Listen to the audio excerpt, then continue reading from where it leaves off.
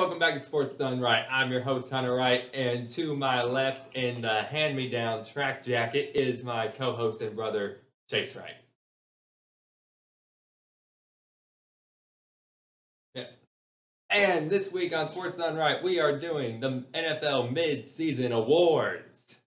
If the regular season were to end right now, who walks away with the MVP? Who walks away with Coach of the Year? We're here to discuss that right now.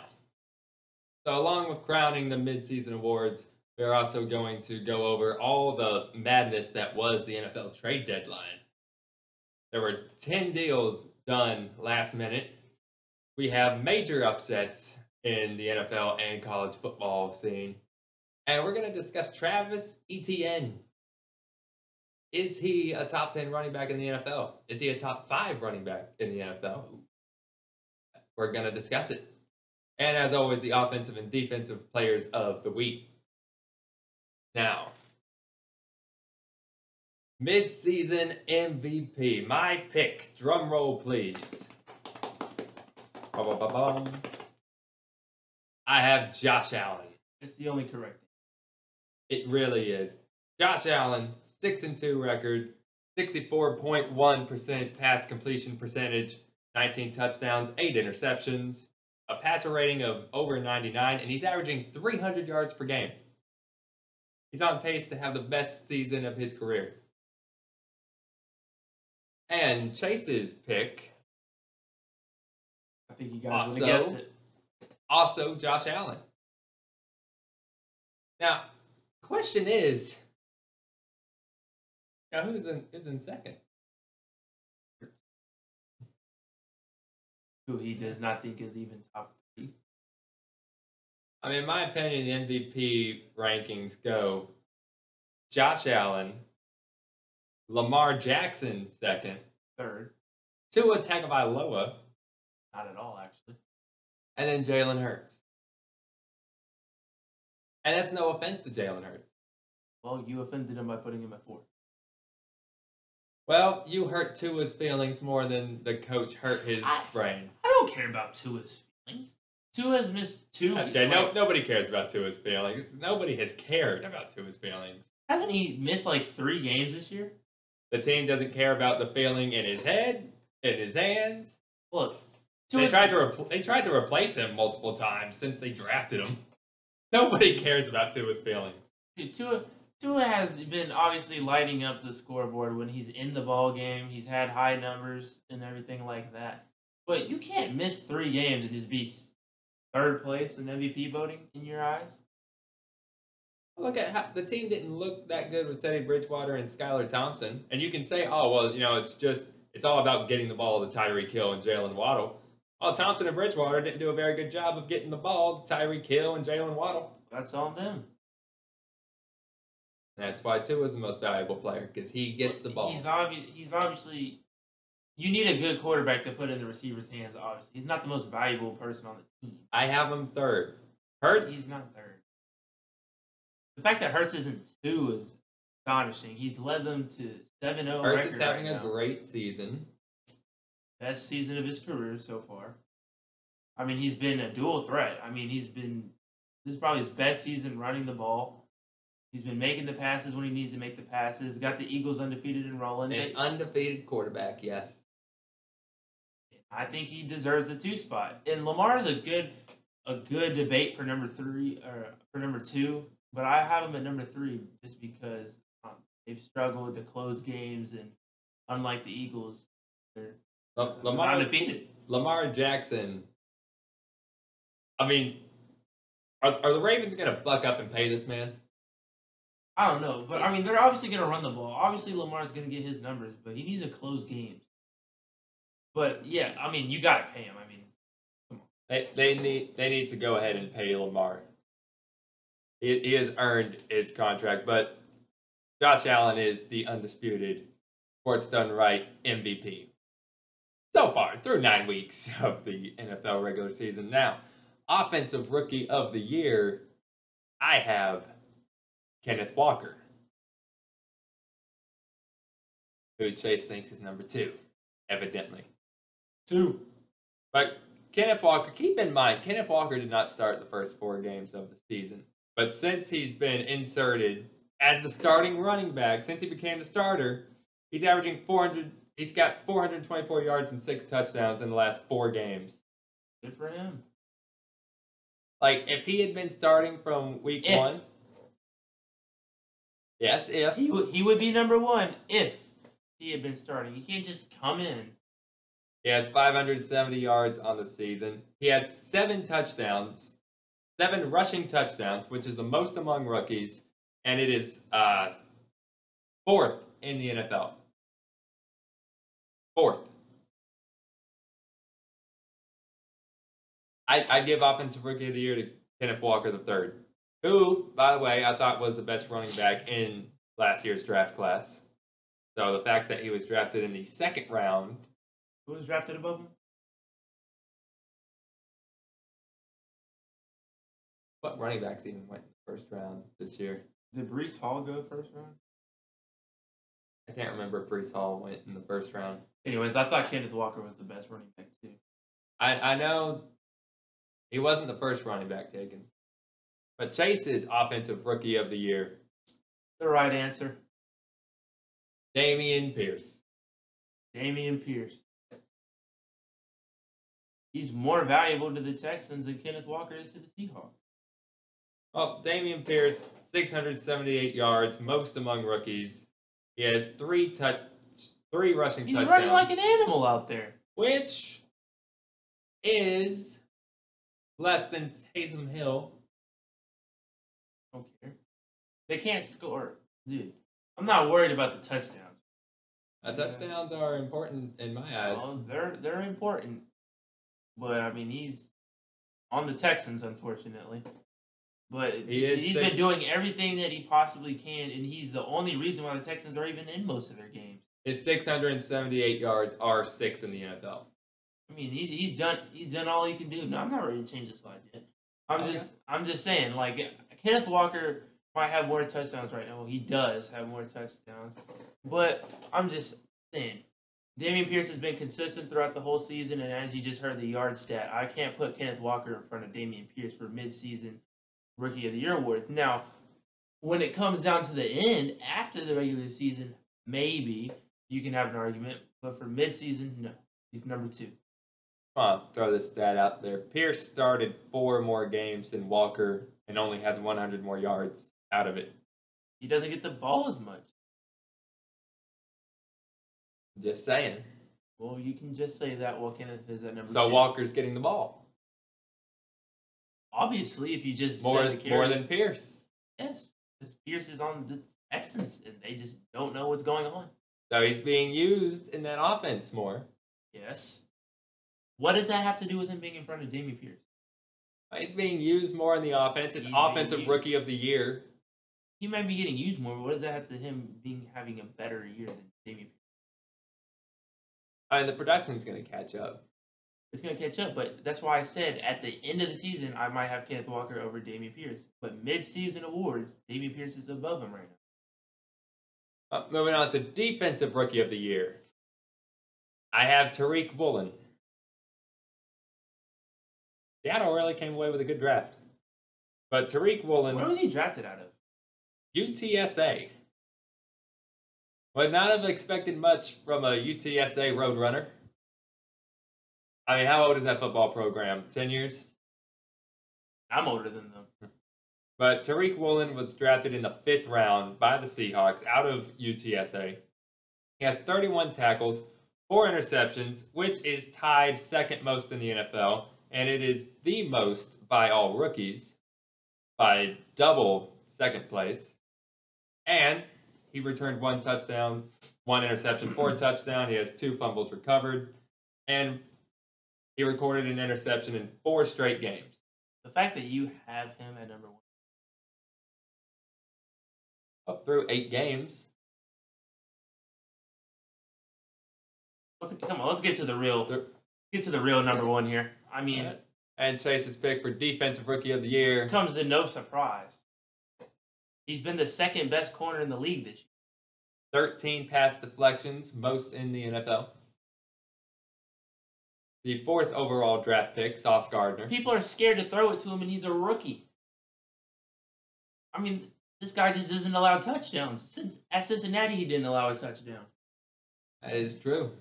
I'm just saying, behind Patrick Surtain, Sauce Gardner has been the second best cornerback in the league this year. I think Tariq Woolen has been up there. Now, Woolen is a better, play on ball DB. Obviously, he's got the touchdown. He's got 2 more interceptions than Sauce Gardner. But when it comes to deflections and making sure no one, gets deep on him, I mean, this is your guy right here. Best corner they've had since Revis. Yeah, I mean, he's got the long arms and everything. I mean, he's the next Ramsey. You don't think he plays like Ramsey? He keeps his mouth shut a lot more than Ramsey does. Fucking like. Yeah, play wise, but the jawing is a big part of how Ramsey plays. I don't know. He had the little cheesehead fun. He did have fun with the cheeseheads. But I think I wanna hear your take on why you got Woolen over Sauce Gardner. Production. I just think that Woolen has shown more production. In what way? Besides the 2 more interceptions. Well, it's not just that he has 2 more interceptions. It's that he had 4 straight games recording an interception. That is consistency. And we're talking about the halfway point in the season through 8 games. So that's half of the season that's been played already. He had an interception in every game. Who are the quarterbacks?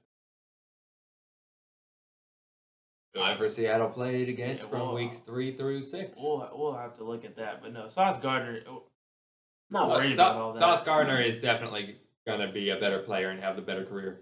No doubt. Oh, yeah. Not debatable. No. I understand where you're coming from. Woolen is a good number 2 for me, but I just feel like Sauce Gardner has been a better cornerback. Now, my pick for midseason coach of the year, to me, it's a no-brainer. Brian Daboll. I know it's not who you picked. I know who you picked. And I know why you picked who you picked. But Brian Daboll. Yeah, I'll let you talk. Brian Daboll, I thought was the best of the new hires this offseason. I thought he was the best coaching hire. I was going to go with him. I thought he was the best option, best candidate for any coaching job. He was the offensive coordinator for the Bills. He was a big part of Josh Allen's maturation as an NFL quarterback.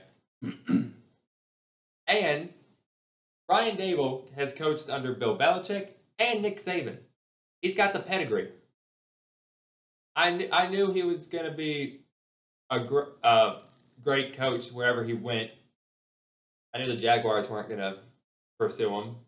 But he ended up going to the Giants. I thought it was the best coaching hire. And since he got to the Giants, this is a team that last year went 4-13. 4-13 under Joe Judge. So far under Brian Daboll, they are 6-2. 6-2. They were 31st in points scored and 23rd in points allowed. Now they are 22nd in points scored and 9th in points allowed. Like, he just stepped in and just turned that franchise around overnight. I knew he was going to make the Giants a better team. I did not think that it was going to be this big a turnaround this fast, just overnight.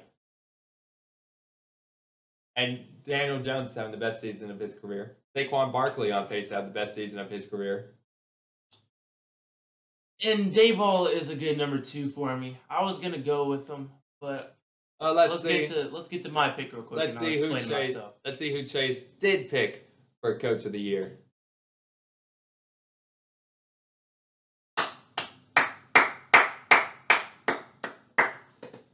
Kevin O'Connell, who the Rams are deeply missing right now. Oh yeah. I've been keeping up with the Vikings, more than a lot of other teams the past few years, and it's always disappointed me because I know what they are capable of, and it just was not getting done under Zimmer. And just to see this play calling and to use this team to full potential, this might be a little bit of an emotional pick. I don't care.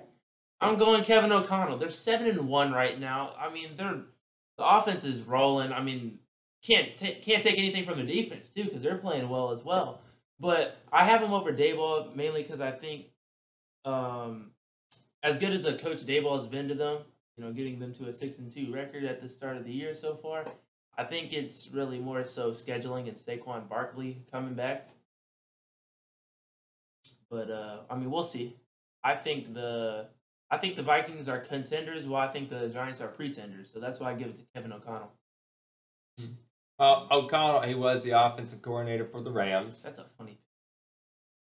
He was the offensive coordinator for the Rams.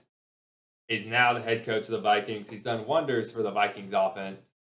But they're 9th in points scored, 12th in points allowed. They're 7-1. I'm looking at the turnaround here. The Giants went from a 4-win team to now being 6-2. The Vikings last year were 8-9. They're 7-1 now. I understand where you're coming from. Which 7-1 is still a great record. I mean, they're one game behind the Eagles. And I know, like 7-1 obviously goes into me picking him. I mean, that's a factor, but that's not the main factor. I'm not looking at the biggest record turnaround. I'm talking about just the team's play. Well, you're looking at the coaching job. Turnaround is part of the coaching job.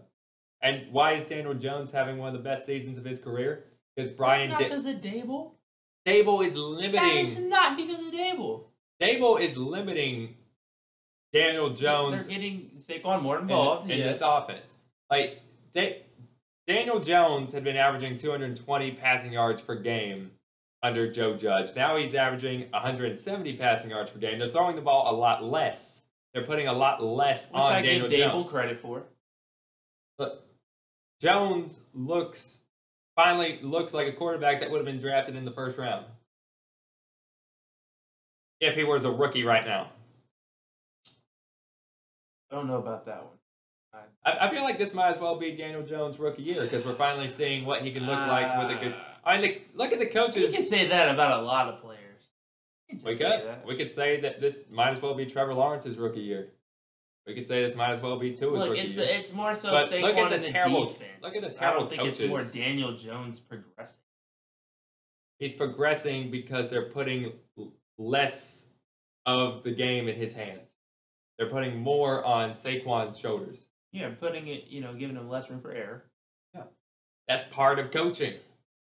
It is part of coaching. I'm not taking that away from Daboll. But Kevin O'Connell's done a great job coaching Vikings. Kevin O'Connell seems to have been able to do what pretty much every coach has been trying to do over the last. He's doing the same thing. He's been able to do what pretty much every coach has been trying to do for like 10 years. And that's unlock Kirk Cousins. We know who Kirk Cousins is. You just got to be you have to accept who he is. And I feel like Kevin O'Connell has really accepted who he is and has played, Dalvin Cook more in a factor. You got Jefferson and Thielen out wide. Why would you not be, an offensive powerhouse? And they've improved so much, and that I got to give it to them. Yep. So, moving on to midseason comeback player of the year. I'm not going to lie, I cheated a bit. I have Geno Smith and Saquon as co-comeback players of the year. At the end of the season, I will pick one, but for mid-season, it's just hard. You were half right. Now, the reason being, Geno Smith, technically, under the description and definition of the Comeback Player of the Year award, Geno Smith does qualify. But come on, we have seen a resurgence. He has been reborn. He's been a garbage quarterback for years, and now he's playing the best football of his life. I was talking about this the other day. This surprises me, and it doesn't surprise me. He looks like he did at West Virginia. Because watching him at West Virginia, I mean, I knew what he was capable of, and he comes in, and you go to the Jets, and you get your life sucked out from the Jets, and then he was just never the same after that. But he's finally being put in a system where they give him confidence. They actually give pieces around it, help him. Which he comes to a Seahawks team we didn't think was going to be any good. Yeah, we all thought they were tanking. Here comes Geno rolling in. They just traded away Russell Wilson. Drew Lock is going to be their quarterback. Geno beats Lock out in the preseason for the starting job. Which I knew he would, because I was actually honestly thinking start Lock over Geno. I knew Geno had it in him. I'm just surprised to really see it come out. But I feel like a proud father just watching Geno Smith right now. Now, from 2013 to 2021, Geno's record was 13-21 as a starting quarterback. He was completing 58% of his passes, 34 touchdowns, 37 interceptions, a passer rating of 75. This year, 6-3. His completion percentage is 73.1, which leads the NFL. 15 touchdowns, which is tied fourth in the NFL. Only 4 picks. His passer rating is 107.2. That's third in the NFL, behind Tua at 1, Jalen Hurts at 2. Who was also second in MVP voting. Just had to throw that in. But let's go ahead and get on to mine. And then, yes, Saquon Barkley I have as a comeback player of the year. Chase, on the other hand, has him as the undisputed comeback player of the year. Which is hard to argue. And yeah, I'm agree with what you said on Geno, how it was tough to pick. He brought his career back from the dead. Let's be honest, his career was dead.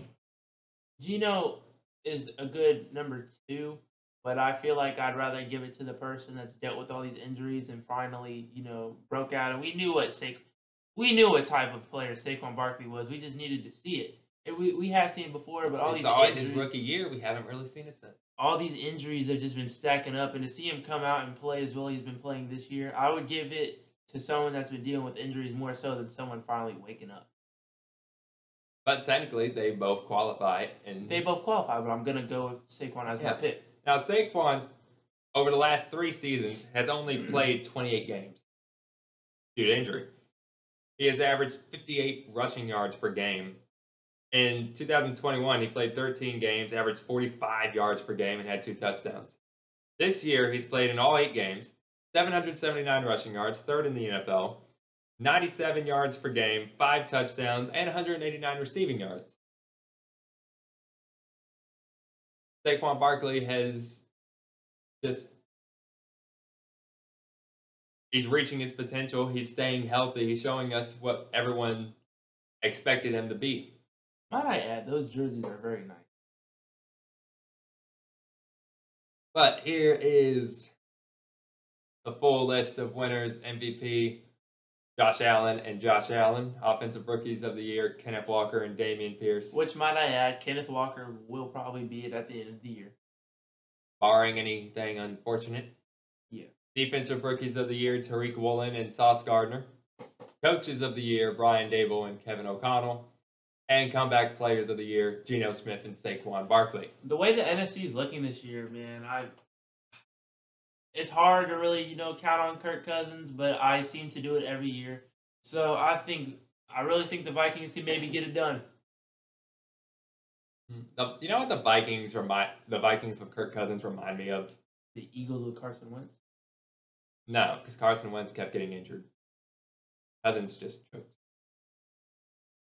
That's true. Cousins hasn't been getting hurt. He just chokes. Who are you thinking of? He dies under the bright lights.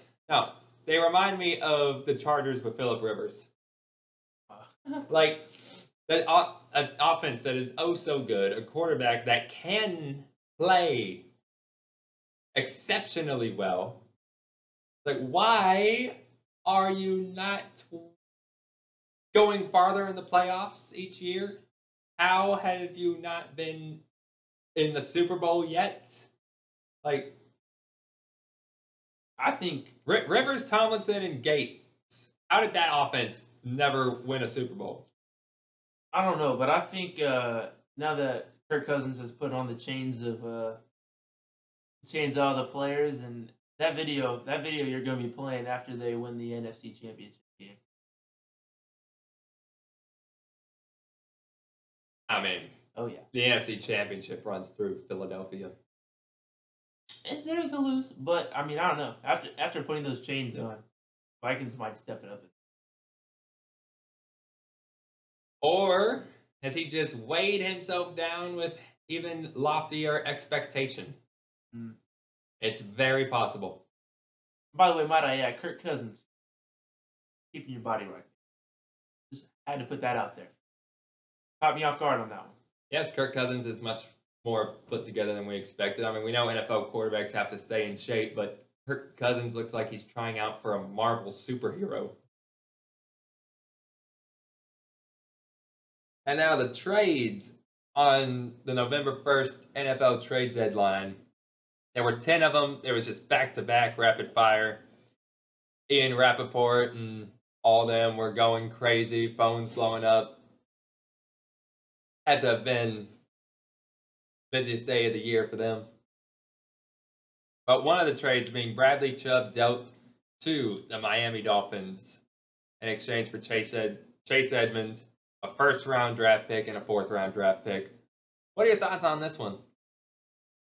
I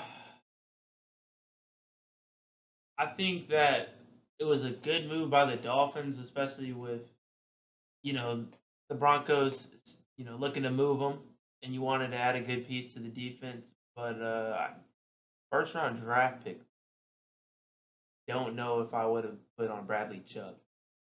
Chubb does have 5.5 sacks so far this season. He was a Pro Bowler in 2020. I like the move to get Chase Edmonds as part of the deal because Broncos. Javonte Williams is on IR. Melvin Gordon is averaging less than 33 yards per game, and Latavius Murray is Latavius Murray. So, getting a running back out of the deal definitely helps.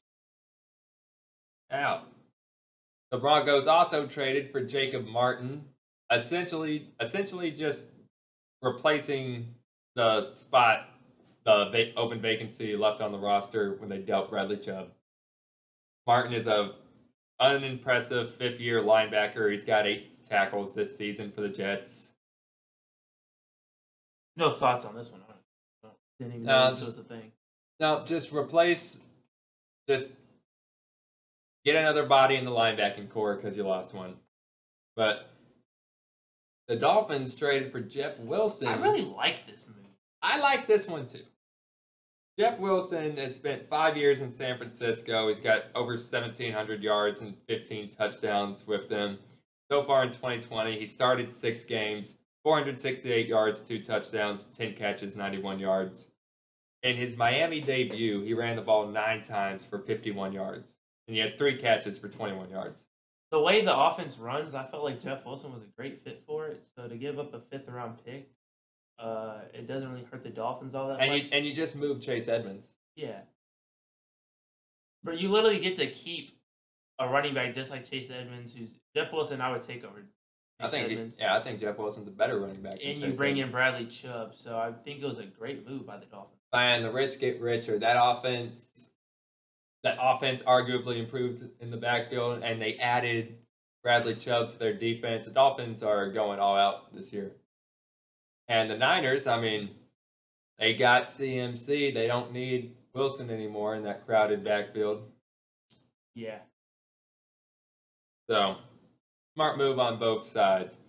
Nyheim Hines for Zach Moss. Honestly, this one perplexes me. I don't understand what you're gaining out of this trade. I don't either.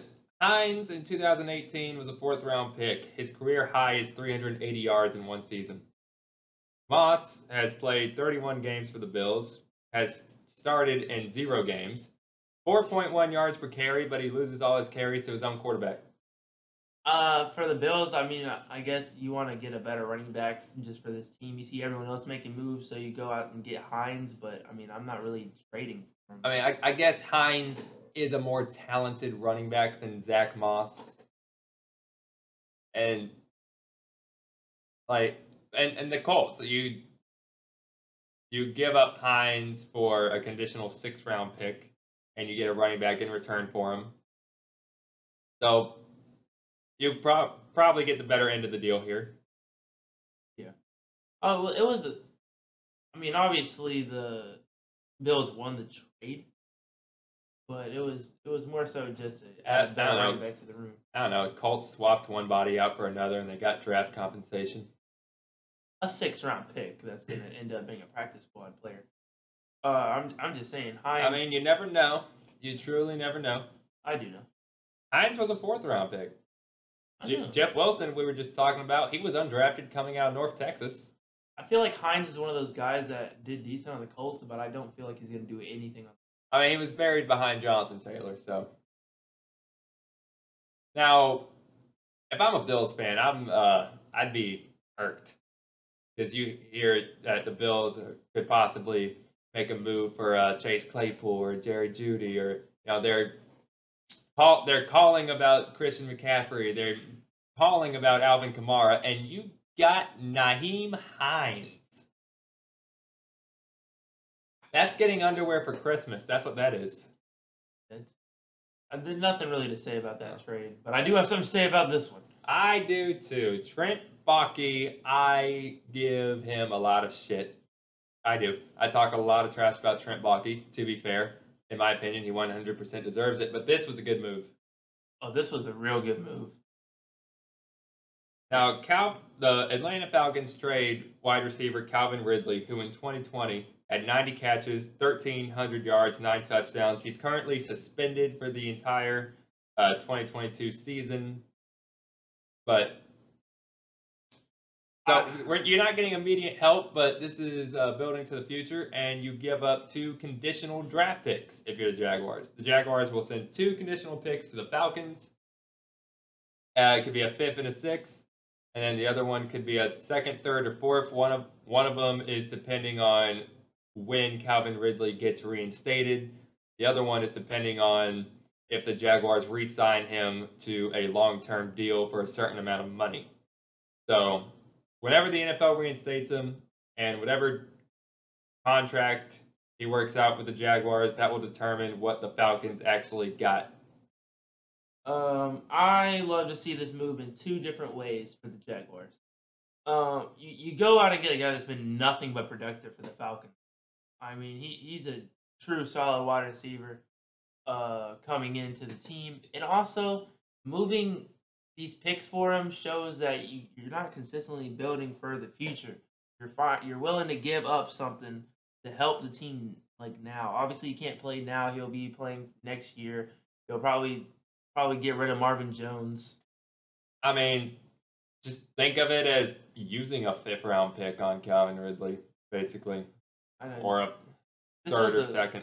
This was a real good move for the Jaguars and a very weird move for the Falcons. I find it odd that the Falcons would move Calvin Ridley. I didn't even hear talks about this. When I got the news, I was happy. And honestly, the Jaguars receiving core doesn't excite me. I mean, Christian Kirk's playing very well. Zay Jones, I think. Zay Jones has been wide receiver 2 on the team. Zay Jones, I think, still needs to get the ball more, but the rest of the receiving core does not excite me. To have Calvin Ridley, Zay Jones, Calvin Ridley and Christian Kirk, you get Zay Jones, who's a speedy wide receiver. He can take the top off the defense. Same thing with, all 3 are kind of alike, but Calvin Ridley has really proved to be a deep threat. And moving on, the next pick, Chase Claypool to the Bears. I like this trade. You hate it? I like it. I hate this trade. I like it because the Steelers wanted to move on from Chase Claypool, and the Bears needed to get somebody for Justin Fields. He can't throw the ball to Mooney on every play. I like this trade for the Steelers. I mean, yeah, the Bears maybe trading for a problematic receiver wasn't the best move.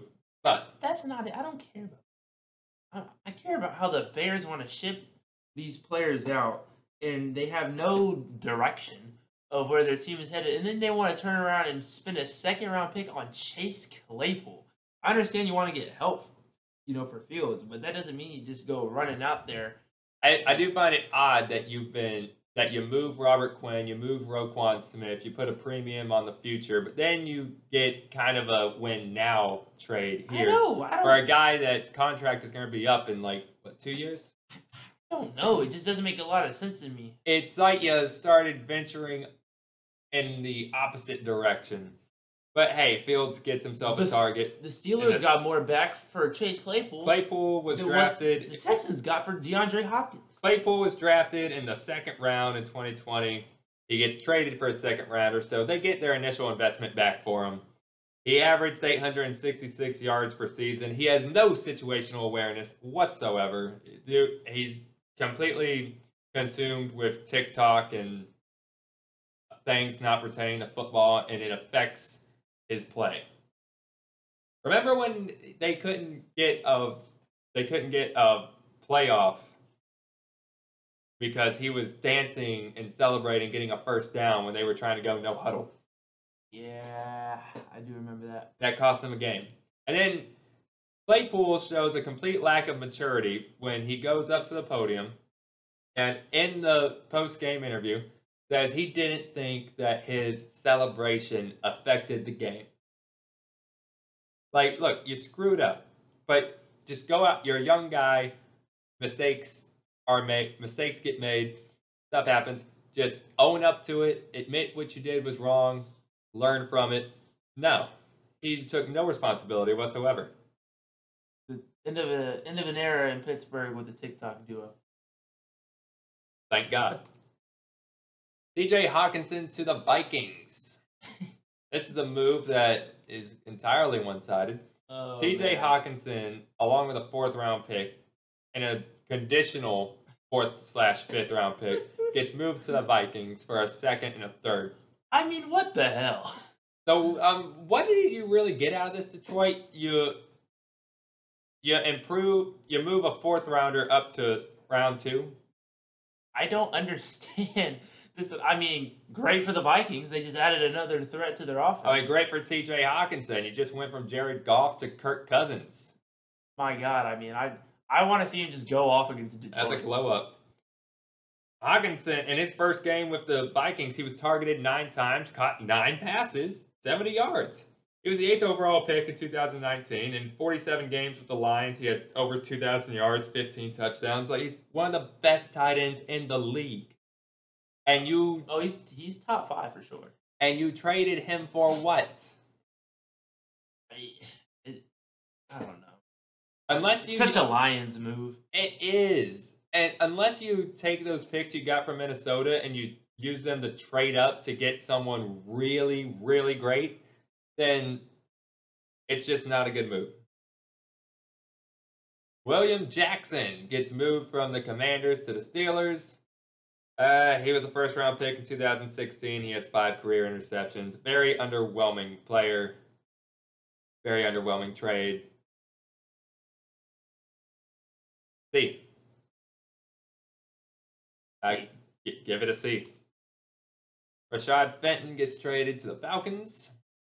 I guess they needed a DB. He started 16 games in 4 seasons for the Chiefs. Falcons add a defensive back. And the final trade, Dean Marlowe to the Buffalo Bills. I don't even know who that is. I said we were going to go over all the trades. Not all of them were glamorous. Not all of them were Hawkinson and Bradley Chubb. But Marlowe actually played for the Bills from 2018 to 2020. They just traded a 7th rounder to get him back on the team. He's been injured during his tenure in Atlanta. He's only started in 1 game. But that's all the trades that happened on the NFL trade deadline.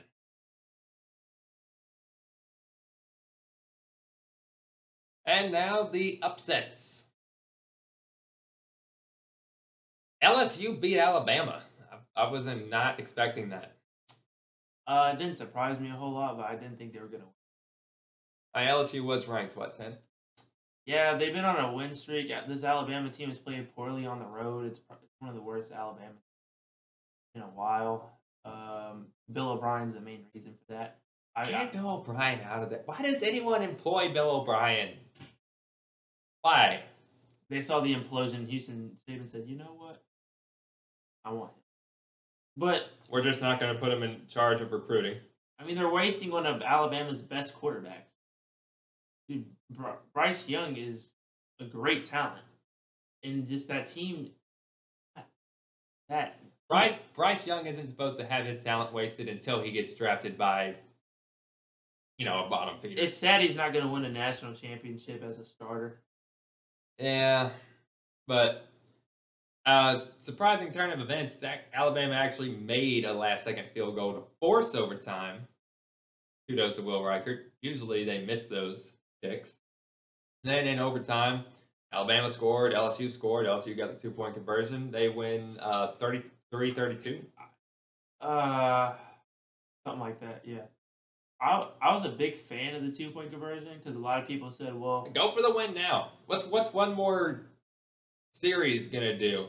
We're ending this now. if you have one, You got someone like Alabama on the ropes. You take your shot when you get the shot.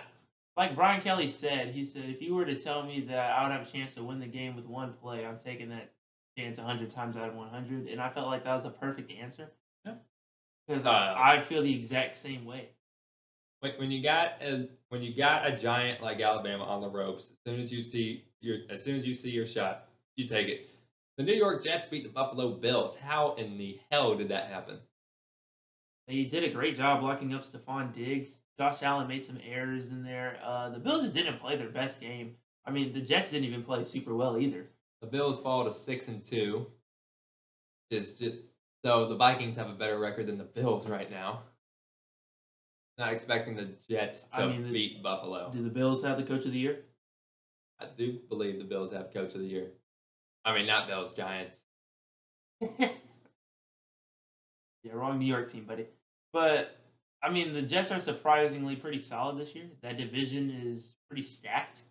You know what's odd? The Eagles are the only undefeated team, and we're not even considering Sirianni for Coach of the Year. Bro, look at the team. I know. I would hope you're undefeated so far with the schedule you played. Yeah. Just funny. But the Eagles will still finish with about 4 losses. And then the Jacksonville Jaguars beat the Raiders. Man, watching that first half, I'm thinking Devontae Adams is about to set every record a wide receiver possibly can. And second half adjustment. Wow, they just came out and inspired change. I mean, the Jaguars were down 17-0 at one point. 17-0. You don't see that was the Jaguars' second biggest comeback in franchise history. I think the biggest one was against the Giants, wasn't it? Don't know the. I believe it was against. I believe we had a 20-point comeback against the Giants when they still had Eli Manning. I love what Mike Caldwell is doing with the team. It's just failed to execute at times, and the offense puts them in bad situations. But the offense was great. I mean, Trevor Lawrence made no errors. Lawrence made all the right moves. He threw one incompletion in the second half, and he got Etienne to over 100 yards rushing. At one point, Lawrence had completed 10 passes in a row. And speaking of Etienne, how good is Etienne? Travis Etienne is a top blank running back in the NFL. Now, Etienne has 120 carries, 680 yards, 4 touchdowns, 174 receiving yards, and he has had 100 yards in 3 straight games. He's coming into his own. I don't know if I put him top 10 yet, but honestly, I don't know who's all in front of him. I mean, hell, if this were the NBA, he'd be up. He'd be leading for Rookie of the Year because he missed all last season. Yeah. Sure. And we're starting to see what we missed when we drafted him in the first round. And it was a questionable pick when they drafted Etienne in the first round. It was questionable. People said, you already have James Robinson. Which we don't know more. He's a running back. You know. I can see why they made the trade. I mean, I understood why they picked him. But, man, that pick looks really good now. And him and Trevor Lawrence have had the chemistry. Oh, yeah, I played together in Clemson for all those years. And now, Etienne, he's a lot stronger than I expected him to be. I didn't think Etienne was going to be able to run up the middle between the tackles with power the way that he has. I didn't think he'd be able to shake off NFL defenders. I mean, yeah, he did some spectacular stuff in college, but there's a difference between breaking tackles from a safety in the ACC and shaking off an NFL defender. I mean, I love the Etienne family. I mean, I asked his brother Trevor. Etienne plays for Florida. Best running back on the team. And Travis Etienne is really showing out, and he can hit you in both the rushing game and the receiving game. Yes, he can. And offensive player of the week, no doubt had to be Joe Mixon. No doubt in the world. Joe Mixon, 153 rushing yards, 4 touchdowns, 58 receiving yards, and a touchdown. He had 211 yards and 5 touchdowns. 5 touchdowns. I mean, it was against the Panthers, but 5 touchdowns. I don't care if it was against the Panthers. That's a franchise record for the Cincinnati Bengals. This man had himself a day. A day and a half. Honorable mentions, Justin Fields breaking Michael Vick's record for most rushing yards in a game by a quarterback. Fields rushed for 178 yards. The Bears lost to the Dolphins. Free Fields. And then Mahomes threw the ball 68 times for 400 yards against the Titans. Devontae Adams could have been up for debate if he would have put together the same numbers in the second half. Devontae Adams had over 10 catches and 100 yards and 2 touchdowns and 2 quarters. Midway through the second quarter. Yeah. And he got completely shut down. But Joe Mixon is the offensive player of the week. Undisputed. No doubt that was about a it. nice toe tap grab, too. Defensive player of the week. It's going to Dwayne Smoot of the Jacksonville Jaguars. He's been a solid role player in this defense for a couple of years. He gets lost in... He gets, lost in the shuffle, but he's been good for us during his tenure here. He had only 2 tackles, but they were both sacks on Derek Carr. His second sack of the game came on the Raiders' final drive. He really came in clutch on that final drive. Came in clutch. As the Raiders were trying to drive downfield to tie the game or win it. They were down 27-20. They were trying to drive downfield. They need to score. Smoot gets in the backfield, sacks Derek Carr, forces 4th down. And then on 4th down, the Raiders bust out the old Cal Stanford, circus. They start lateraling the ball back. Which Devin Lloyd intercepts one of the laterals. It goes down as a fumble recovery. But Devin Lloyd came in clutch to shut that play down. But it's all thanks to Smoot forcing the 4th down. Can we just put the second half Jaguars defense? I'm giving it to one player and one player only. Dwayne Smoot. Dewan. What did I say, Dwayne? Yeah. Dwayne Smoot. And that will do it for this week's Sports Done Right. Join us again next week. And if you haven't seen the interview I did with Gideon Ajagbe about Bryant Young in the Pro Football Hall of Fame, the link is on the screen now. Go ahead and check it out. And if you think Jalen Hurts is better than Lamar Jackson and Tua Tagovailoa this season, let me know in the comments. How is Lamar Jackson not the number 2? He's number 3. We'll discuss this off camera.